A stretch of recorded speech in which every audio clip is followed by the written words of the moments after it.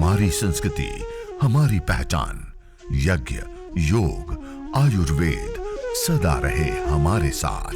भारत के प्राचीन ग्रंथों एवं आधुनिक विज्ञान का दिव्य संगम, यज्ञ महिमा।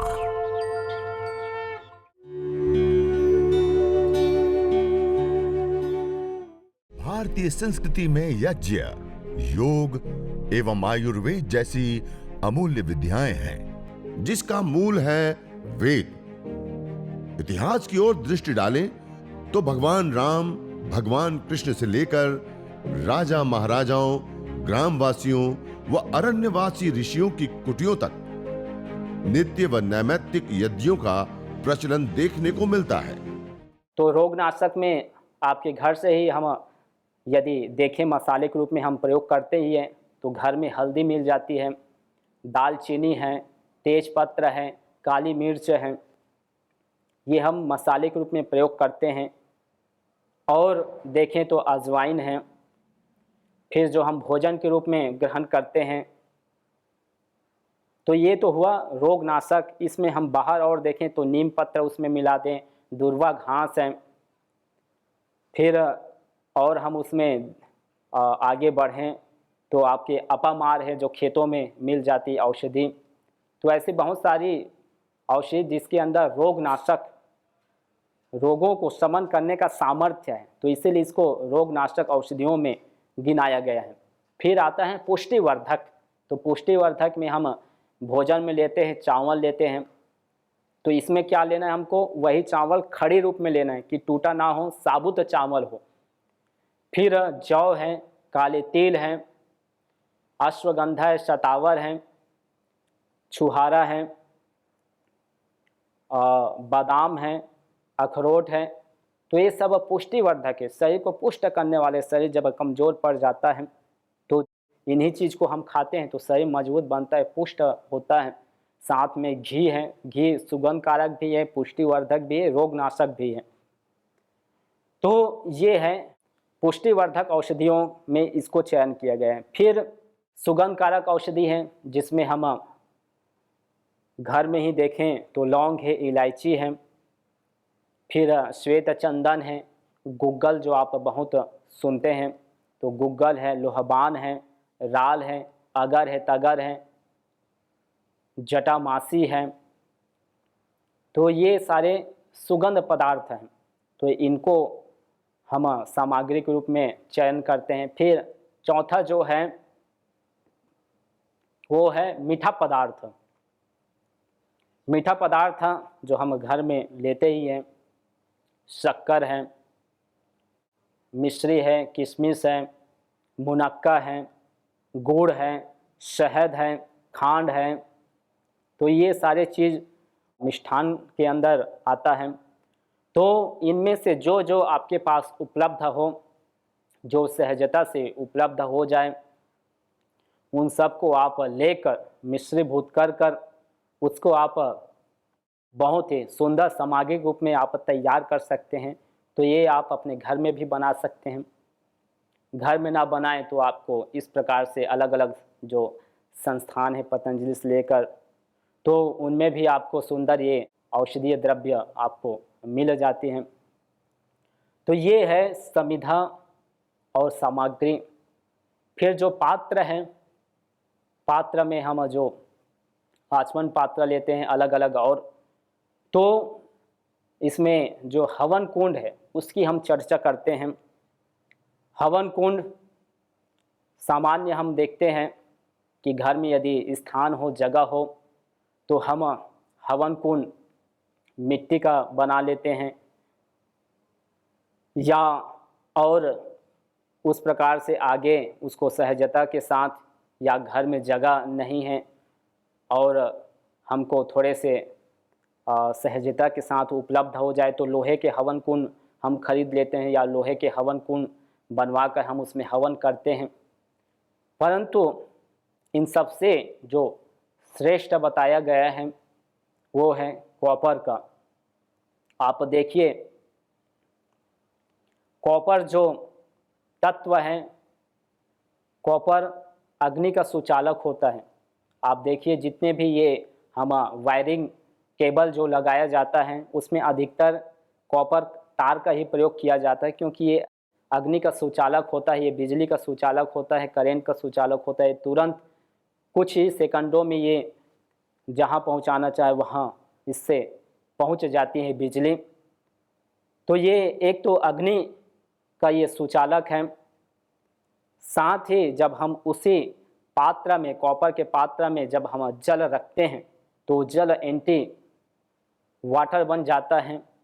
उस जल को हम रात में रख कर सुबह यदि पान करते हैं, दिन में रख कर यदि शाम को पान करते हैं, तो उससे जिनको पेट की समस्या हो, एसिडिटी हो, हाइपर एसिडिटी की समस्या हो, या जिनको ओबेसिटी, मोटापा, पेट में चर्बी बढ़ी हुई हो, या शरीर में स्किन की समस्या हो, तो इस प्रकार के मरीज, रोगी यदि इस जल को पान करते हैं तो उनको काफ़ी आराम मिलता है, काफ़ी इसमें मदद मिलती है, लाभ मिलता है। तो उसी कॉपर को यदि हम हवन कुंड बना लेते हैं पिरामिड शेप का, तो इसकी जो डेंसिटी है, इसका जो टेम्परेचर है वो कई गुना बढ़ जाता है। इसका जो टेम्परेचर है वो 200 से लेकर 500, 600 तक भी बढ़ जाता है। तो जब हम अग्नि जलाते हैं, प्रदीप्त करते हैं, तो तुरंत ये अग्नि को बढ़ाने का काम करती है। तो इसीलिए हम कम सामग्री, कम घी, कम समिधा में हम एक श्रेष्ठ हवन कर सकते हैं, एक सुंदर हवन कर सकते हैं। तो इसीलिए इस जो कॉपर के पात्र है उसमें हवन करने के लिए ये शास्त्रों में कुछ जगह इसका विधान बताया गया है। तो ये तो बात हुई कि हम जब हवन करते हैं तो उसके लिए जो आवश्यक वस्तुएं हैं तो उसकी क्या उपयोगिता है और किस प्रकार से हम उसको ले सकते हैं। हम जब हवन करते हैं, अग्निहोत्र करते हैं, जिसको देव यज्ञ कहा जाता है, तो उसको हम श्रद्धा के साथ करें, क्योंकि हवन करने के लिए श्रद्धा तत्व की अतीव आवश्यकता है, निष्ठा तत्व की अतीव आवश्यकता है। हम इसमें जो मंत्र उच्चारण करते हैं, इसमें जो हम एक भाव संप्रेषित करते हैं, उसका भी एक अद्भुत लाभ है, उसका भी एक अद्भुत परिणाम आता है। मैं आपको एक उदाहरण के माध्यम से बताना चाहूँगा। आप सुने होंगे दिल्ली में राम मनोहर लोहिया अस्पताल, और आप संस्कृत विद्यापीठ भी सुने होंगे। तो दोनों की जो दूरी है वो करीब 13 किलोमीटर है। तो राम मनोहर लोहिया अस्पताल में यह रिसर्च किया जा रहा है कि क्या जो हम भाव संप्रेषित करते हैं उसका क्या दूसरे पर प्रभाव पड़ता है। यदि मैं बैठकर यहाँ से किसी के लिए जो हम प्रार्थना प्रतिदिन करते हैं, सर्वे भवन्तु सुखिनः, सर्वे सन्तु निरामया, सर्वे भद्राणि पश्यन्तु मा कश्चित् दुख भाग भवेत्, कि कोई भी दुखी ना रहे, कोई भी बीमार ना रहे, कोई भी बीमारी से मौत को प्राप्त ना हो, बल्कि सभी सुखी रहे, सभी निर्धन ना रहे बल्कि वो धनवान बने, सभी निरामय को प्राप्त हो। तो ये जो भाव संप्रेषित करते हैं, क्या इसका कोई प्रभाव पड़ता है दूसरों पर जब हम इस प्रकार से भाव हम संप्रेषित करते हैं या मंत्र हम बोलते हैं दूसरों के लिए। तो इसी विषय को लेकर यहाँ स्टडी किया जा रहा है, और इसमें जो लिया गया वो है जिसको ब्रेन इंजरी कहा जाता है, अर्थात मस्तिष्क में चोट। तो जिनके मस्तिष्क में चोट थी, ऐसे करीब 40 मरीजों को लिया गया, और उन 40 मरीजों में 20-20 का ग्रुप बनाकर एक ग्रुप, उन ग्रुप में जो लोग थे उनके नाम लिस्ट बनाकर जो 13 किलोमीटर दूर संस्कृत विद्यापीठ में बैठे जो आचार्य है उनको दिया गया, और उन लोगों ने उन जो मरीज थे उनके लिए प्रतिदिन महामृत्युंजय मंत्र का जाप करते थे, उसका उच्चारण करते थे एक स्वर के साथ, एक भाव के साथ, उसके अर्थ के साथ। और ये चलता रहा करीब 15 दिन, और आपको विश्वास नहीं होगा कि जिन लोगों का लिस्ट बनाकर दिया गया था जिनके लिए प्रतिदिन महामृत्युंजय मंत्र का पाठ किया जाता था, उन मरीजों में 20 में जो 18 लोग थे, उनका जो रोग था इस प्रकार से वो 100% क्योर हो चुका था। 2 ऐसे लोग थे जिनमें 60 से 70% ही उनको लाभ मिला। परंतु इसके विपरीत यदि हम देखें कि जिन लोगों के नाम लिस्ट बनाकर नहीं दिया गया था, जिनके लिए ये प्रार्थना नहीं की गई थी या महामृत्युंजय मंत्र का उच्चारण नहीं किया गया था, उनमें से सारे लोग अभी भी ट्रीटमेंट ले रहे थे। जबकि दोनों का जो खान पान है, दोनों ग्रुप का जो रहन सहन है, सभी एक समान था, लेकिन ये अतिरिक्त उनके लिए ये कार्यक्रम किया गया। तो इससे ये परिणाम सामने निकल कर आया कि जो हम भाव संप्रेषित करते हैं उसका भी एक अद्भुत परिणाम आता है। और इसीलिए हम यदि प्राचीन काल में जाकर देखें तो जब मोबाइल नहीं था, जब ये दूरवाणी नहीं थी, तो आप स्वयं सुनते हैं, देखते हैं, शास्त्रों में हम पढ़ते हैं कि एक ऋषि हिमालय में है, दूसरे ऋषि जो है कहीं और अलग स्थान में बैठे हुए हैं, कहीं दक्षिण में बैठे हुए हैं, और दोनों एक दूसरे से संपर्क साधते थे। वो किस आधार पर होता था? इसी आधार पर होता था कि वो अपने जो अंतः चेतना को इतना जागृत कर लेते थे और वहाँ से वो भाव संप्रेषित करते थे, तो दोनों आपस में कनेक्ट हो जाते थे। वो जो एनर्जी, वो जो सोचते थे, वो एनर्जी फिर वेव्स तरंग के माध्यम से वहाँ तक जोड़कर, जैसे आज हम देख रहे हैं मोबाइल एक दूसरे से यही वेव्स तरंग के माध्यम से ही जोड़ता है, तो वैसे जोड़कर वो आपस में वहाँ के जो हाल चाल है, वहाँ की जो दशा है, स्थितियाँ हैं, उनके बारे में वो जानकारी लिया करते थे। तो यह जो हम जो हवन करते हैं उसमें एक भाव की मैं चर्चा कर रहा था, निष्ठा आस्था की, कि जो हम भाव संप्रेषित करते हैं उसका भी एक अद्भुत परिणाम है। मंत्रों का भी एक अद्भुत परिणाम है। जो हम मंत्र उच्चारण करते हैं, आप बिना मंत्र के भी यज्ञ का लाभ ले सकते हैं कि आप अंगारे तैयार किए और उस अंगारे में आपने सामग्री डाल दी, उसमें बैठ कर आपने प्राणायाम किए, उसका भी लाभ है। लेकिन उसके साथ जब हम मंत्र को जोड़ देते हैं, उनके साथ जब हम भाव को जोड़ देते हैं, तो उसका परिणाम और अद्भुत निकल कर आता है, जो मैंने आपके समक्ष रखा। तो मंत्रों का भी अद्भुत परिणाम है।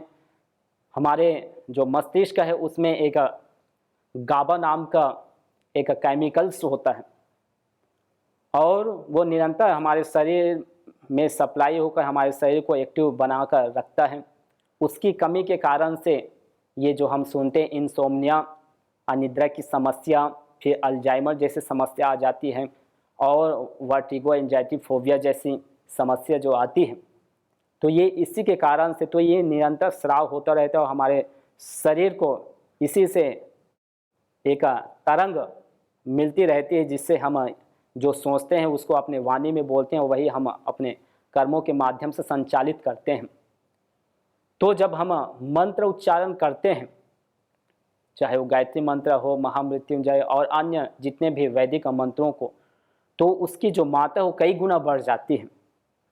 इस पर अनेक रिसर्च हुए हैं कि हम जब उसको और अर्थपूर्वक करते हैं तो वो उसकी जो मात्रा है वो कई गुना बढ़ जाती है और उससे फिर हमारे अंदर जो है, जो सात्विकता जिसको बोलते हैं, अर्थात हम हमेशा एक्टिव रहते हैं। जो हम सोचते हैं वो हम हमेशा के लिए उसको, अपने विचार को हम अपने अंदर स्टोर कर लेते हैं। कई बार हम देखते हैं कि हम तुरंत सोचे और भूल जाते हैं। क्यों? क्योंकि उसकी जो मात्रा है वो कम होती है। तो जब गाबा जो केमिकल्स है उसकी मात्रा अधिक होती है तो हम सोचते हैं तो वो बहुत समय तक हमको स्मरण रहता है, बहुत दिनों तक स्मरण रहता है। हमको अनिद्रा की समस्या नहीं होती। हमको इस प्रकार से जो मानसिक रोग है या मस्तिष्क संबंधित रोग है, तो इनसे हम हमेशा बचे रहते हैं। तो ये हमारे शरीर में एक तरंग पैदा करते हैं ये मंत्र, और वो तरंग के माध्यम से वो जो गाबा केमिकल्स है वो अत्यधिक मात्रा में हमारे अंदर रिचार्ज होकर वो बढ़ते जाते हैं, ग्रोथ होते जाते हैं और हमारे शरीर को मजबूत बनाते हैं, हमारे मस्तिष्क को प्रबल बनाते हैं, हमको शार्प मेमोरी वाला बनाता है यह जो गाबा केमिकल्स है। तो मंत्रों का भी एक अलग प्रभाव है उच्चारण का। हम प्राचीन काल में सुनते हैं कि मात्र मंत्रों के उच्चारण से वृष्टि हुई, साकल्यस्य संहिताम अनुप्रावर्षत, एक साकल्य आचार्य हुए। ये हमको जो संस्कृत व्याकरण के जो ग्रंथ उसमें सुनने को मिलता है कि साकल्यस्य संहिताम अनुप्रावर्षत, कि साकल्य आचार्य जब मंत्र उच्चारण किए तो उनके मंत्र उच्चारण समाप्ति के बाद बारिश हुई। तो ये बारिश तभी मंत्रों से भी संभव है जब हम उनको एक लय के साथ बोलते हैं, जो हम संस्कृत में उसको कहें उदात्त अनुदात्त स्वरित, कि उसको हम ऊपर नीचे उसका जो एक परंपरागत जो उच्चारण है, उस उच्चारण में जब हम उसको ऊपर नीचे बोलते हैं तो उसका प्रभाव और बढ़ जाता है। उसी का परिणाम है कि ये प्राचीन काल में बारिश भी मंत्रों के माध्यम से कराया जाता था। तो यह जो यज्ञ है, ये यज्ञ न कि पूजा पद्धति बल्कि ये वैज्ञानिक पद्धति भी है, ये पंथ निरपेक्ष पद्धति भी है, ये सार्वभौमिक पद्धति भी है। जो हमारा भोजन है, पदार्थों की सामान्य 3 प्रकार की अवस्था है। एक है ठोस, द्रव, गैस, सॉलिड, लिक्विड और गैस फॉर्म में। तो ये पदार्थों की 3 अवस्था हैं और 3 प्रकार के हम भोजन भी लेते हैं। ठोस, जिसको हम सॉलिड कहें, सॉलिड में हम क्या लेते हैं? तो हम सॉलिड में लेते हैं रोटी, सब्जी, चावल, फ्रूट्स। लिक्विड फॉर्म में हम क्या लेते हैं? तो लिक्विड में हम जल लेते हैं, दूध लेते हैं, जूस लेते हैं। और गैस फॉर्म में क्या लेते हैं? तो वातावरण में जितने भी, चाहे वो सुगंध कारक हो, रोगनाशक हो, पुष्टिवर्धक हो या रोग कारक हो, जो भी वातावरण में घुले हुए गैस हैं, उन सबको हम श्वास के माध्यम से उनको इनहेल करते हैं, क्योंकि हमारे अंदर ऐसे कोई फिल्टर्स नहीं हैं कि हम केवल ऑक्सीजन को ही लेते हो। यदि ऑक्सीजन गैस को ही यदि हम धारण करते हो तो हम कभी बीमार नहीं पड़ते, हम कभी रोगी नहीं होते। परंतु ऐसा नहीं है। वातावरण में जो भी गैस घुली हुई है उसमें नमी भी है। इस कारण से हम देखते हैं ठंडे समय में हमारे शरीर में, हमारे नासिका में वो जमती जाती है, जो जल है रुकता जाता है और हमको जो वायु ठंडा लगता है उसके पीछे भी यही है कि उसमें नमी है। तो हर चीज़ जो भी वातावरण में घुले हुए, चाहे उसमें डस्ट हो, उसमें रेडिएशन भी है, तरंग है, एनर्जी है, तो वो सारे हमारे शरीर को प्रभावित करते रहते हैं। वो सभी हमारे श्वास के माध्यम से जाकर हमारे अंदर के जो हार्मोन्स हैं उनको भी इनबैलेंस करते रहते हैं। तो यह जो 3 प्रकार के भोजन हैं, इन 3 प्रकार के भोजन में यदि हम देखें तो हम सबसे अधिक किसको लेते हैं? तो हम सबसे अधिक जो है वो वायु को लेते हैं। आप देखिए, भोजन हम एक दिन में 3 बार लेते हैं सामान्य, कोई 4 बार 5 बार, वो अलग आवश्यकता के अनुसार से है, लेकिन सामान्यतः हम 3 बार लेते हैं। जो लिक्विड है वो हम उससे डबल लेते हैं, उससे और ट्रिपल में हम लेते हैं। 3 बार भोजन हमने सॉलिड चीज़ लिए तो हम उसको 6 बार या उसको 10 बार भी लेते हैं। लेकिन जो वायु है, जो गैस है, वो हम पूरे समय में 24 घंटा में हम कितने बार लेते हैं? तो हम पूरे 24 घंटे हम वायु लेते हैं, बिना सोचे समझे, बिना विचार किए, उठते बैठते सोते जागते हर चीज़, हर काम को करते हुए हम वायु को लेते रहते हैं। मैं आपसे अभी संवाद कर रहा हूँ, बात कर रहा हूँ, तो भी जो श्वसन की क्रिया है, जो रेस्पिरेटरी सिस्टम में हमारे चल रहे हैं, तो ये बिना विचार किए वो स्वयं स्वतः चलायमान है। तो सबसे अधिक आवश्यकता किसकी है?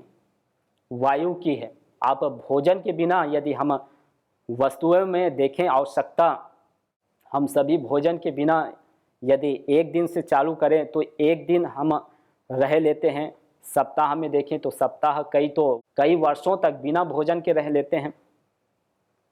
लिक्विड को देखें तो बिना लिक्विड के हम जो है ऐसे परिस्थिति आती है तो हम एक दिन भी चला लेते हैं, 2-3 दिन भी कई ऐसे हैं जो चलाना पड़ता है क्योंकि परिस्थितियां ऐसी बन जाती हैं। और कई ऐसे तपस्वी योगी जो इस प्रकार से कई दिनों तक जल भी नहीं लेते, अलग अलग जो परंपराएं हैं। न होता प्रदूषण और रोगों का वार, करते यदि यज्ञ योग पेड़ पौधों का विस्तार, यज्ञ योग पेड़ पौधों का विस्तार। यज्ञ शिष्टा सिनः संतो मुच्यन्ते सर्वकिल्बिषैः, भुञ्जते ते त्वघं पापा ये पचन्त्यात्मकारणात्। अर्थात जो यज्ञ शेष बचे हुए अन्न का पान करते हैं, प्रसाद को प्राप्त करते हैं, प्रसाद को ग्रहण करते हैं, वह मुच्यन्ते सर्वकिल्बिषैः, सभी प्रकार के पापों से, दोषों से मुक्त हो जाते हैं। भुञ्जते तु त्वघं पापा ये पचन्ति आत्मकारणात्, जो केवल अपने पेट की आपूर्ति के लिए अन्न को पकाते हैं, वह अन्न नहीं अपितु पापी लोग पाप का भोग कर रहे हैं। 10 साल पुराना केस है हार्ट का, और मैंने स्वयं इनको देखा 10 साल पहले, तो एकदम लकड़ी हो गई थी, एक बिल्कुल ऐसी ऐसा हड्डी दिखाई देती थी। और इनको डॉक्टरों ने बोल दिया था कि अब ये बचेगी नहीं, अब ये अंतिम ये है, अगर तुमने ऑपरेशन नहीं करवाया तो थोड़े दिन की मेहमान हो। अब उनके स्वयं मुंह से सुनेंगे कैसा लगा यज्ञ में आने के बाद। मुझे अटैक आया था, ये मुझे बाद में मालूम पड़ा। मेरे को चक्कर आया, मैं गिर गई, तो मुझे भक्ति वेदांता हॉस्पिटल में, पहले साईकृपा में नीचे में एडमिट किया। वहाँ से बोला कि सीरियस केस है।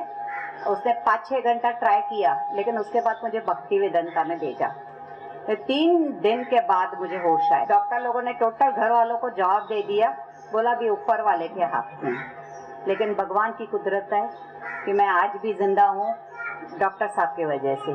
मैंने बोला कि मुझे ऑपरेशन कराना नहीं है। वो टाइम पे हमारी हस्ती भी नहीं थी इतनी, लेकिन फिर सब लोगों ने बोला कि कैसे चलेगी। मैंने बोला अभी भगवान के ऊपर मैं छोड़ देगी।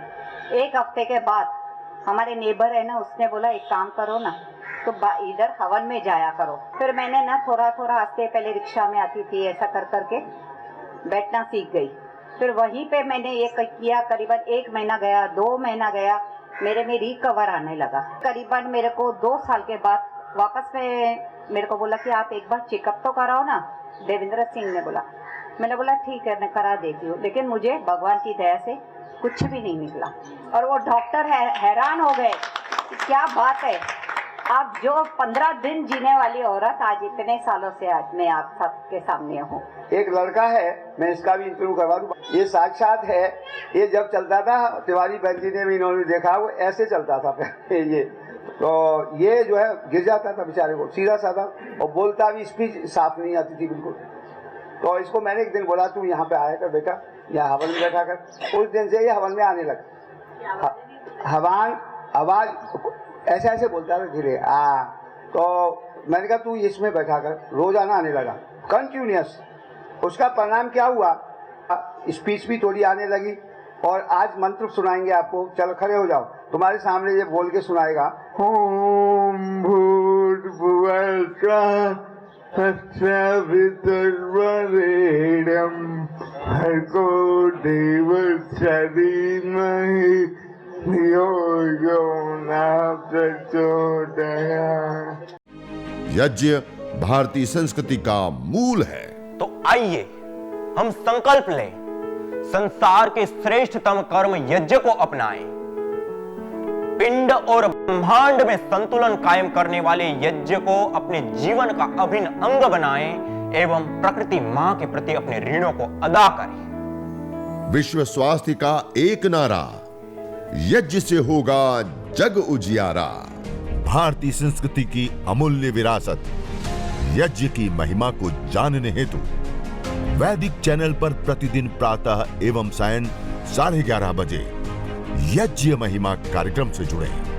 विशेष जानकारी हेतु संपर्क करें। मोबाइल 9068565306।